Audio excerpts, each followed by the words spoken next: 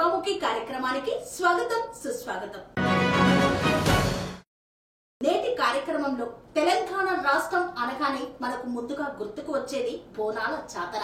బోనాల జాతర రాష్ట్ర పండగ. మరి ఈ యొక్క బోనాల జాతర మహోత్సవ వేళ ఆషాఢ మాసంలో అత్యంత వైభవంగా నిర్వహిస్తారు రాష్ట్ర వ్యాప్తంగా. బోనాల జాతరలో అమ్మవారికి బోనాలు సమర్పించే వేళ ఒకరు మనల్ని ఆకట్టుకుంటారు. ఎవరు అంటే ప్రతి ఒక్కరి కళ్ళు వారి కోసం వెతుకుతూ ఉంటాయి. ఎక్కడ ఉన్నారు, ఎలా ఉన్నారు అని చూస్తూ ఉంటారు. అలాంటి వేషధారణలో వచ్చే భక్తులకు అభయాన్ని ప్రసాదిస్తూ కనిపిస్తారు పోతురాజు. మరి పోతురాజు అంటే అమ్మవారి సోదరుడిగా భావిస్తూ ఎంతగానో అందరూ ఆకట్టుకుంటూ ఆయన కోసం వెతుకుతూ ఆసక్తిగా ఎదురు చూస్తూ ఉంటారు. మరి అలాంటి పోతురాజుగా దాదాపు తన జీవితంలో 35 సంవత్సరాలుగా అదే వేషాన్ని కడుతూ తన వంశపారంపర్యంగా వస్తున్నటువంటి ఆచారాన్ని కొనసాగిస్తూ సికింద్రాబాద్ ఉజ్జయిని మహంకాళి అమ్మవారి దేవస్థాన పోతరాజుగా చేస్తున్నటువంటి పుట్ట దేవరాజు గారు ఈ రోజు మన ముఖాముఖి కార్యక్రమంలో మనతో ఉన్నారు. సార్ నమస్కారం. సార్ బోనాల జాతరలో భవిష్యవాణి పచ్చికుండ పైన ఎక్కి చెప్తారంటారు, నిజమేనా? అసలు పచ్చికుండ నిలబడుతుందా? అమ్మా, అయితే ప్రతి ఒక్క గుడిలా పెద్ద పెద్ద గుడిలల్లో ప్రతి ఒక్క కుల సంఘాలు ఉంటాయి. కుల పొలం ఉంటారమ్మా. సాకోలోళ్ళని, మంగళోళ్ళని, కుమ్మరోళ్ళని, ఇట్లా మాలోళ్ళని, మాదిగోళ్ళని, ముదిరాజులని, ఎన్ని కులాలు ఉంటాయి. అన్ని కులాలు కలిస్తేనే ఆడ ఒకటి అనేది రంగంకు సిద్ధం చేసేటి, ఘటంకు సిద్ధం చేసేటి వీళ్ళందరూ ఒక్కొక్క కులపోళ్ళు తెస్తుంటారమ్మా. తెస్తేనే ఆ జాతర అనేది రంగరంగ వైభవంగా కనిపిస్తుంది. జాతర అంటే ఒక్క వాడితోనే జాతర అనిపిస్తుంది, కానీ ఎన్ని కలుస్తాయో ఎంత జాతర అయితే అని తెలియదు కొందరికి. అంతే కదమ్మా. అట్లా రంగంకు సిద్ధం చేస్తారు. ప్రతి ఒక్క కులపోళ్ళు వచ్చి రంగంకు సిద్ధం చేస్తారమ్మా. ఒకళ్ళు మంచిగా తవ్వుతారు. రేపు భవిష్యవాణి వినబడుతుందంటే రాత్రి పచ్చికుండ తయారు చేస్తారు. తయారు చేసి మంచిగా దాన్ని ఎంత భద్రంగా తీసుకొచ్చి అందులో పెడతారు. పెట్టి ఒకళ్ళు గీత కార్మికులు, గౌడ్స్, వాళ్ళు ప్రత్యేకంగా చెట్టుకి ఒరిజినల్ కళ్ళు తీసుకొచ్చి పక్కకు పెడతారు. వ్యాపకులు అట్లా ఎన్ని కుల సంఘాలు మోచి వాళ్ళు ప్రతి ఒక్క కుల సంఘాలు ఉంటాయమ్మా. ఎందుకంటే మేము మా గలమ్మ గుడి పెద్ద గుడి పోయిన నుంచి మాకు ఇవన్నీ తెలుసు. ప్రతి ఒక్క సంఘపోళ్ళు, ప్రతి ఒక్క కులపోళ్ళు ఉంటారు. అంతమంది కలిస్తేనే మనకు జాతర అనేది ఇట్లా కనిపిస్తుంది. తెలియని వాళ్ళకి ఏం తెలియదు. జాతర అని ఒక్క వాడే తెలుసు, కానీ జాతరానికి ఎంత ఇష్టం ఉంటుందని తెలియదు ఎవరికి. దాని అయితే దానిపైన అమ్మవారు ఇక మంచిగా భద్రంగా దాన్ని ఇంత మంచిగా బందోబస్తు చేసి అన్నీ ఇక ఉంటాయిగా మా పద్ధతులు అన్నీ చేసి టైంకు తీసుకొచ్చి అప్పుడు అమ్మవారు పైకి వచ్చినాక ఆ కుండకు పవర్ వస్తుంది, అమ్మకు పవర్ వస్తుంది. అప్పుడు ఆమె ధ్యానంతో భవిష్యవాణి వినిపిస్తారు. చాలా నిజంగా ఉంటుంది, మంచిగా ఉంటుంది అమ్మ. అది మేము ఎందుకంటే మనిషిని ఆవహిస్తుంది అంటారు ఖచ్చితంగా. అమ్మ అంటే అంత మంచిగా ఆ టైంకు అమ్మవారు పైకి వచ్చేస్తుంది. పైకి వచ్చి ఆమె భవిష్యవాణి జరగబోయేటి అన్నీ చెప్తుంది. ప్రజెంట్గా మనం 4-5 సంవత్సరాల నుంచి ఆమె చెప్తూనే అవుతున్నాయి. మహంకాళి అమ్మవారి దేవాలయంలో స్వర్ణలత గారు కూడా చెప్తూ ఉంటారు. అమ్మ కూడా పరంపర, వాళ్ళ అక్కలు వాళ్ళ అమ్మలు ఉండే అట్లనే అమ్మకు కూడా పరంపర వస్తుంది. ఇప్పుడు అమ్మ ఆధ్వర్యంలో స్వర్ణలత ఆధ్వర్యంలో భవిష్యవాణి నడుస్తుంది. అయితే మా ఈ కుల సంఘాలు కూడా ఉన్నాయి అమ్మమ్మ పోతరాజు. అంటే పోతురాజులను సంప్రదించాలంటే మీ సంఘానికి రావాలా, లేదనంటే పోతురాజులు అందరూ కలిసి ఒక సంఘాన్ని ఏర్పాటు చేసుకున్నారా? అయితే ఇంతకుముందు లేకుండా మా సంఘాలు మేము ఎప్పటి నుంచి చేసుకుందాం అనుకున్నాం. అయితే ఇట్లా ఇక ఈ మధ్య 4-5 సంవత్సరాల నుంచి సంఘాలు చేసుకున్నాం, పోతరాజు సంఘాలు. అయితే పోతరాజు మా రామకృష్ణపురంలో మన కొడుకుంటాడు రాకేష్ అంటే ఆయన చేసిండు. ఆ దగ్గర 700 మంది 1100 మంది పోతరాజులో ఉంటాం. తెలంగాణ హైదరాబాద్ అంతా కలిపి 1100 మంది 1200 మంది పోతరాజులో ఉంటాం.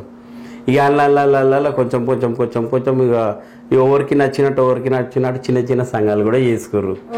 అట్లా కొంచెం ఇక మా సంఘం తరపు నుంచి గరీబులకు మేమేమన్నా పెళ్లిలకు మేమేమన్నా అందరం కలిసి కొన్ని పైసలు వేసుకొని వాళ్ళ పెళ్లిలకు ఉపయోగపడేటట్టు మేము వాళ్ళకి హెల్ప్ చేస్తుండే.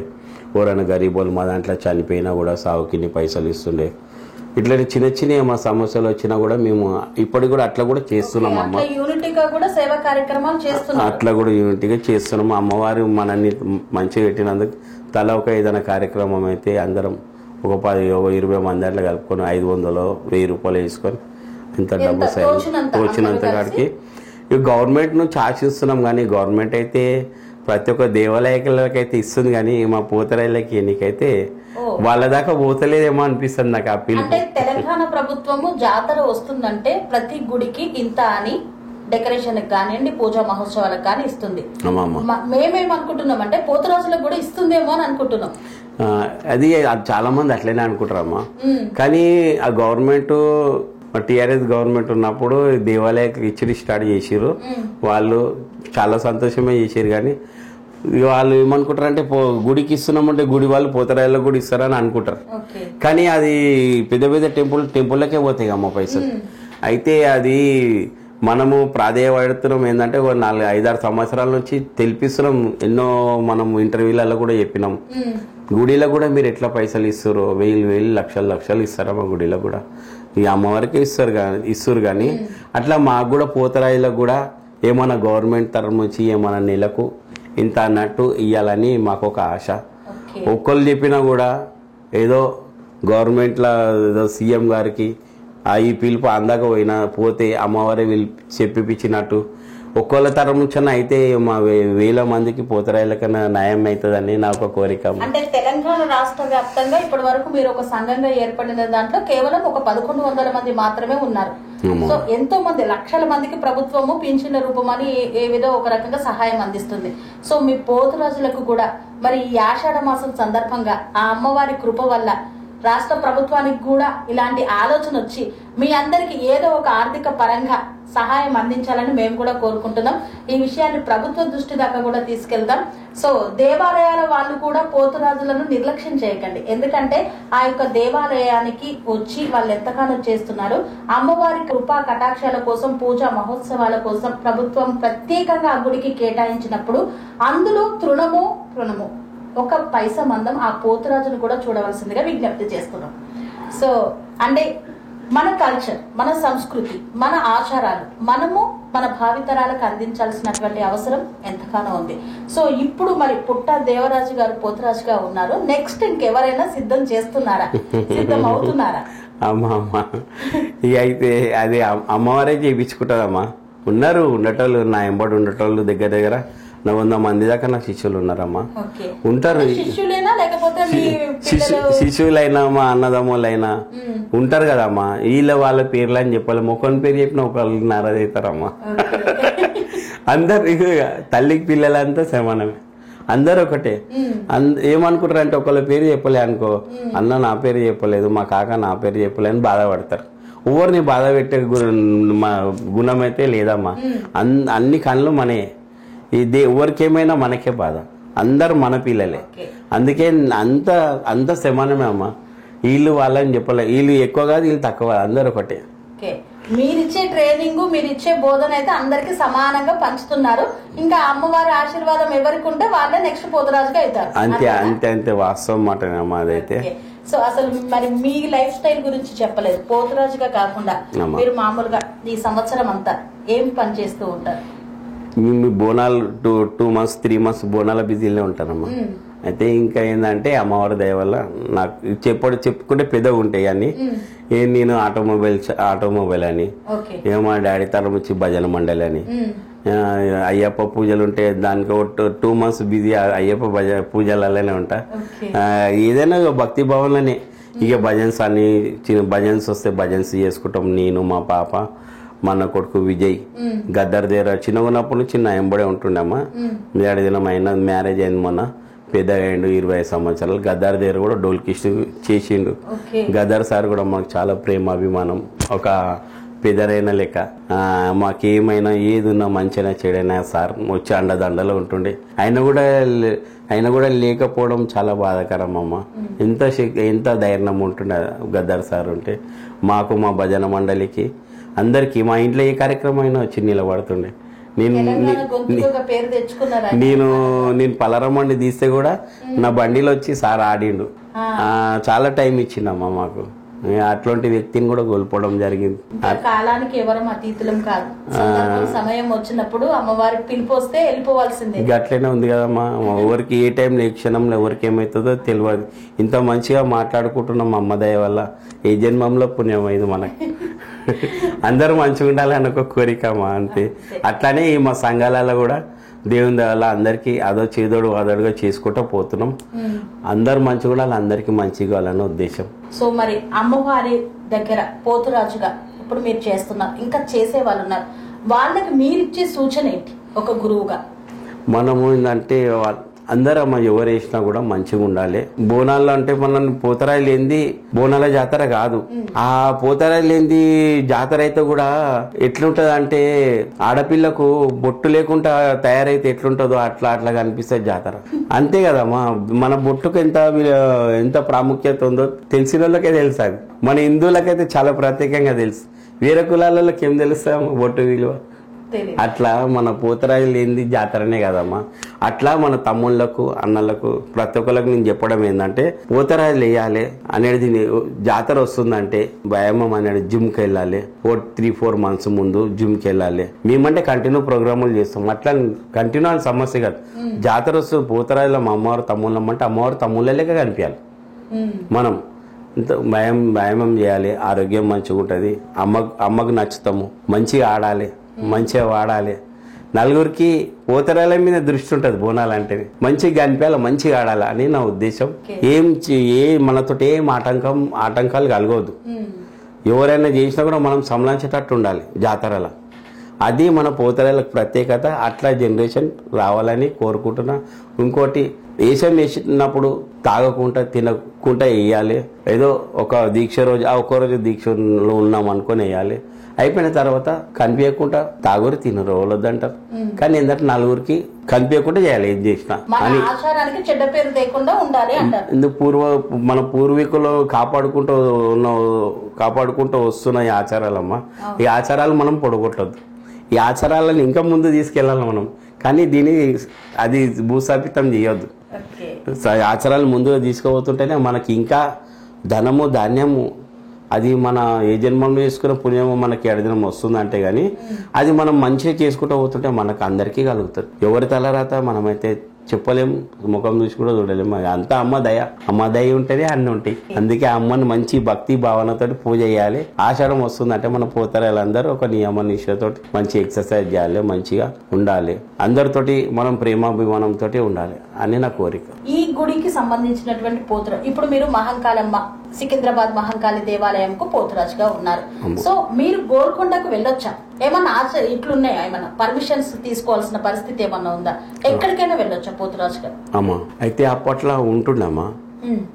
ఇట్లా అంటే ఇప్పుడు ఆశ్రమం వస్తుందంటే ఫస్ట్ తొలిపోలం గోల్కొండల ఎక్కి ఉంటది కదమ్మా. అయితే ఇక్కడ కూడా సికింద్రాబాద్లో కూడా ఘటాల కార్యక్రమం ఉంటుంది. అయితే ఇక్కడ సికింద్రాబాద్లో ఏమో నైట్లో చేస్తారు ఘటాలు. అంటే మధ్యాహ్నం చేస్తారు. నైట్ కర్బల మైదానికి అమ్మవారి టెంపుల్కి వస్తుంది. గోల్కొండలు ఏంటంటే మధ్యాహ్నం నుంచే స్టార్ట్ అవుతుంది అక్కడ. అయితే మాకు కూడా దేవుందల ఇక్కడ అవకాశం వచ్చింది. మిర్యాలమండి మాంకాళి టెంపుల్లో కూడా అవకాశం వచ్చిందమ్మ. అదృష్టం ఇట్లనే అమ్మ దగ్గర ఒక్కోసారి రైట్ వేయించుకున్నానంటే అంతా రైట్లే పడ్డాయని. గోల్కొండ కూడా నిశక్రాంతి బంగారు మనం వెంబడి మేము పోతారా 5 సంవత్సరాలు చేసినాం. ప్రతి ఆమె బంగారు బోనంలో మేము పోతరాయిలం ఉంటుండే. ఒక 4-5 పోతరాయిలు ఉంటుండే. ఆడికని అక్కడ తొలి బోనం అయిన తర్వాత మళ్ళీ సాయంత్రం వచ్చి మళ్ళీ సికింద్రాబాద్ మాంకాళి టెంపుల్కు మళ్ళీ ఘట వెంబడి పోతరా వేస్తున్నాయి. ఎందుకంటే ఇది మా మెయిన్ గుడి ఫస్ట్ ఇది కదమ్మా. ఫస్ట్ మా మాంకాళమ్మ గుడిని ప్రాముఖ్యత ఇచ్చిన తర్వాతనే అన్ని. ఫస్ట్ ఇంట్లోకి గెలవాలి, ఇంట్లోకి గెలిచినాక బయటకు వెళ్ళాలి. అయితే ఇక్కడ మాంకాళి గోల్కొండలో అయిన తర్వాత వీళ్ళే మళ్ళా బంగారు బోనం సమర్పించాలని విజయవాడ కనకదుర్గమ్మ దగ్గరికి కూడా వెళ్తామమ్మ. ఆడ కూడా 5 సంవత్సరాలు చేసినాం. అక్కడ అయినాక 7 బోనాలు సమర్పించేది ఏమి ఉంటుంది అక్కడ. ఇది హైదరాబాద్ ఉమ్మడి దేవాలయం స్టోరీ ఇది. ఇక అన్నిటికీ మనం చేసినాం. అక్కడ కూడా అవకాశం వచ్చింది. 5 సంవత్సరాలు చేసినాం, సాల్వ్ చేసుకున్నాం. ఇక అక్కడ ఏమున్నాయి ఇప్పుడు మన గుడి. ఇక్కడికి చాలా ప్రోగ్రాములు చాలా మంది పిలుస్తారమ్మా. మెయిన్ మన గుడికి ప్రాముఖ్యత ఇచ్చిన తర్వాతే అమ్మ అన్ని శక్తులు ఇచ్చి నన్ను బయట పంపిస్తారు. మహంకాళమ్మ గుడిలో జాతర మహోత్సవం అప్పుడు ఎన్ని రోజులు పూజలు చేస్తారు? అంటే మన జాతర ప్రతి ఆ గుడిలో ఎప్పటికీ జాతర లెక్కనే ఉంటుందమ్మా. అంటే ఉట్టి టైంలో కూడా వస్తూ ఉంటారా? ప్రతి ఎప్పటికీ అంగరంగ వైభవంగానే ఉంటుంది మన మంకాళి టెంపుల్లో. ఎప్పుడు చూసినా జాతర లెక్కనే కనిపిస్తుంది. కానీ ఆషాఢం వచ్చిందంటే ఒక 21 days అయితే చాలా బిజీ ఉంటుందమ్మా. ఆషాఢం నుంచి ఘటాల ప్రోగ్రామ్ స్టార్ట్ అవుతుంది కదా, ఇక మా గుడి చుట్టుముట్టు ఆ వాతావరణమే మారిపోతుంది అమ్మ. శక్తి స్వరూపాలు కూర్చొని పోతాయి ఆ గుడిలో. అమ్మ ప్రత్యేకత నేను చెప్తలేనమ్మా, ఎంత కొలిచినా తక్కువనే మా అమ్మని. నిజంగా ఉగ్రరూపిణి కదమ్మా ఆమె. మంకాళి మాత అంటే అది అక్కడికని మన ఉజ్జయినికి తీసుకొచ్చి స్థాపించిన గుడి కదమ్మా అమ్మవారు. సురటి కామేశ్వర వాళ్ళ డాడీ వాళ్ళు మనకు చాలా వాళ్ళు కూడా ఫ్రెండ్ లెక్కనే అమ్మ. ఇప్పుడు ఉండటం సురటి కామేశ్వర, రామేశ్వర, లక్ష్మమ్మ ఆమెనే నన్ను తీసుకెళ్ళింది టెంపుల్కు.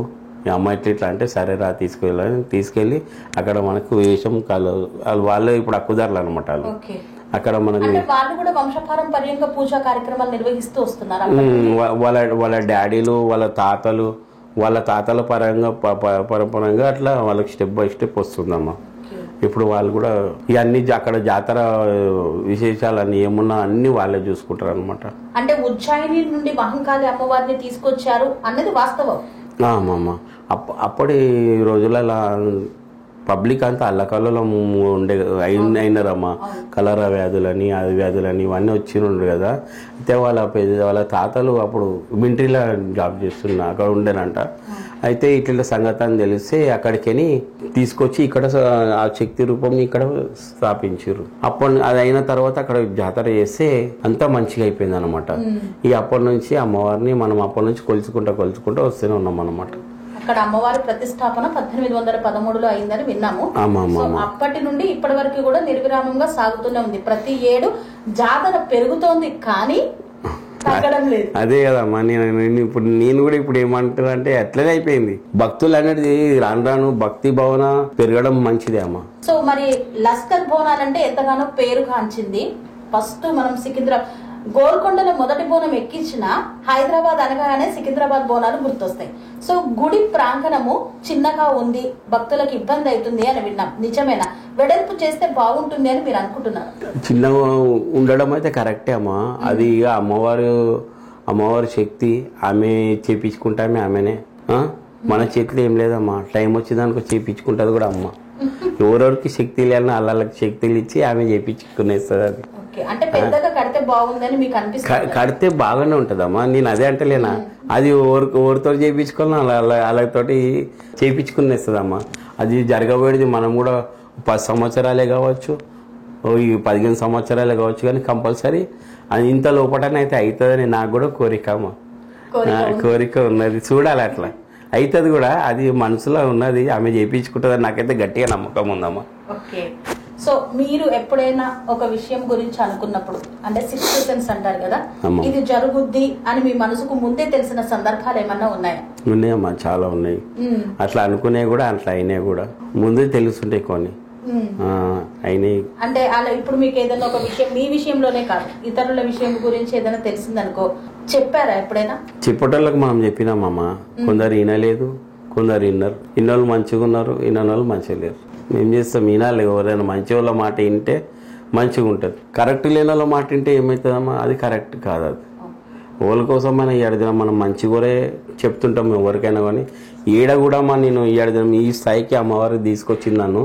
నేను ఈడ కూడా పెద్దనా, నాకు ఆ భావన గురువులు రాదు కూడా అమ్మా. నేను చనిపోయేదాకా కూడా రాదు. ఎందుకంటే అందట్లో ఉంటేనే చిన్నపిల్లల లెక్క కలిసిపోవాలి, పెద్దోళ్ళ దాంట్లో పెద్దోళ్ళ లెక్క. మై బడ అనేది రావద్దు. నేను పెద్ద అనేది రావద్దు. ఒక భావన అనేది అహంకారం రావద్దు మనిషి. పైసా ఉన్నా పైసా లేకపోయినా ఒకటే తీరు ఉండాలమ్మా. నేను అట్లనే ఉంటా. కానీ కొందరు వేరేళ్ళు ఏమని అనుకుంటే నాకు సంబంధం లేదు. నేను ఒకళ్ళకు నాకు తెలివి లేనప్పుడు చేసినోడు కానీ గురువులది ఉపదేశం తీసుకున్న అమ్మవారి ధ్యానం నుంచి మనం అట్లా లేదు. అది మనకు ఆ ఆకారం చూసి అది చేసి అలా అనుకుంటే నేనేం చేయాలి. మనసు మాత్రం అయితే మంచిగా ఉన్నది. అట్లా అంటే ఉట్టిగా ఉన్నా కానీ పోతరాజుగానే చూస్తున్నారంటారు. నాకు పోతరాజుగా ఉండడమే మంచిదమ్మా. నాకు అట్లనే ఇష్టం. నాకు దేవరాజు అంటే పోతరాజు అన్నట్టే. పోతరాజు లెక్కన అది ఆమె ధ్యానంలో అట్లా అయిపోయిందా మనకు. ఆ పోతరే అయినందుకే నా జీవితం అంతా టర్నింగ్ అయిపోయింది. మంచిగా ఉన్నానమ్మా. ఇంటి దగ్గరకు వచ్చి ఎవరైనా అడ్రస్ అడగాలంటే ఏమని అడుగుతారు? 2 కిలోమీటర్లు ఉన్నాను కదా పోతరా దేవరాయలు ఇల్లా అంటే ఓళ్ళలో తీసుకొచ్చి చూపెడతారమ్మా. అంతే బన్సులలో పెట్టి వచ్చి ఏడాడిగినా చూపెడతారు. అంత పేరు ప్రతి ఒక్కళ్ళు. నేను ఫంక్షన్ లోకి పోయినా ఏడికి పోయినా కూడా అరే పోతరా దేవరాయలు వచ్చింది పోతరా వేస్తారు అంకుల్ మీరు పోతరా వేస్తారు అంటారు. నేను ఏం చెప్పాను మాట్లాడు కూడా అంటారు వచ్చి. కొందరైతే అలా మమ్మీలను తీసుకొచ్చి ఫోటోలే దిగుతారు. అట్లాంటి సందర్భాలలో ఎట్లా అనిపిస్తుంది? అనిపించమ్మా చాలా సంతోషం అనిపిస్తుంది. అమ్మవారు వెనుకకున్నట్టు అనిపిస్తుంది. ఎవరికైనా అదే బ్లెస్సింగ్ ఇస్తుంటాం మనం.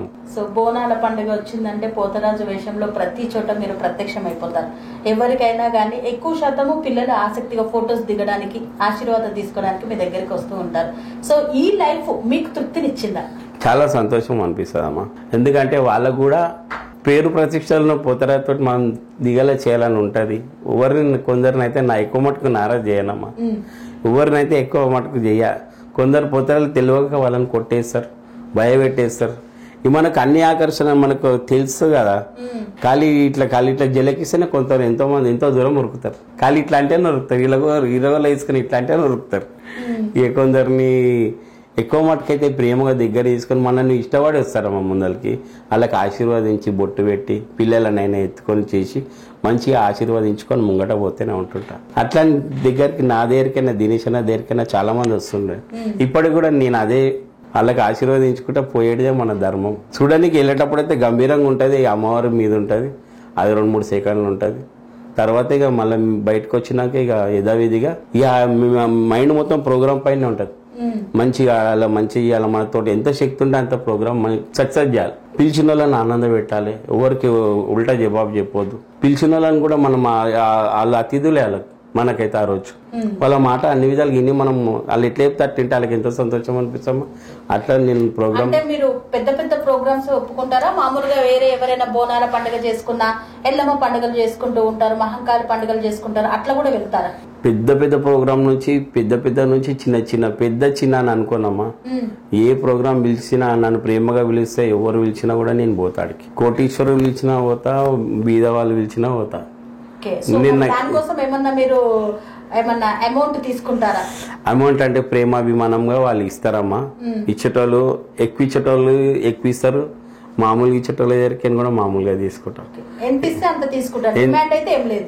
వాళ్ళకి మనం ఏం తీసుకుంటామో వాళ్ళకి తెలిసిపోతుంది. ఫస్టే చెప్తే ఓపెన్ గా చెప్తామా నేను ఇంత తీసుకుంటా ఇంత నాకు ఇంత కాదు ఇంత అని అంటే కాంప్రమైజ్ అయిపోతుంది. అంతే.